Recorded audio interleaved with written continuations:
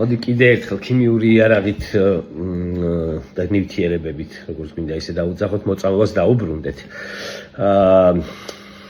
ეგრეთ წოდებული ხელისუფლების წარმომადგენლები ძალიან ისე არიან მშვიდად, როგორც ჩანს, იმის გამო, რომ ტრიქლორეთილენი, რომელშიც გახსნეს ასევე გაუგებარი ნივთიერება, მალონონიტრილი, როგორც ჩანს, არის აქროლადი და გარემოში მისი პოვნა 1 წლის თავზე არის პრაქტიკულად შეუძლებელი. მაგრამ ერთი პატარა ნიუანსი გამორჩათ რა.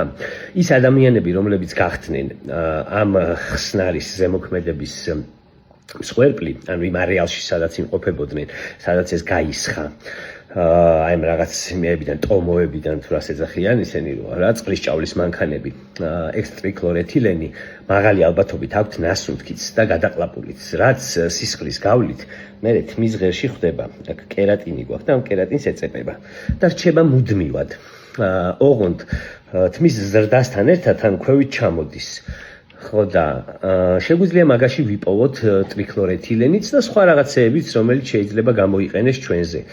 ამიტომ ერთი რომ ეს ინფორმაცია მინდა მოგაწოდოთ და მეორე ყველას, ვისაც 12-დან 15 სანტიმეტრამდე და უფრო გრძელი თმები გაქვთ, უფრო ალბათ გოგოებს ეხებათ ეს, რომლებიც იყავით ამ წყლის ჭავლის ზემოქმედების ქვეშ ნოემბრის ბოლოს და დეკემბრის დასაწყისში, თხოვნა მექნება, რომ ცოტა ხანი თმები არ შეიჭრათ და იქნებ არ შეიღებოთ.